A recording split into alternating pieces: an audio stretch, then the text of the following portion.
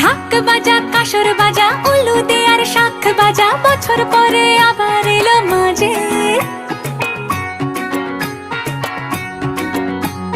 পুজো পুজো গন্ধ নিয়ে নতুন গানের ছন্দ নিয়ে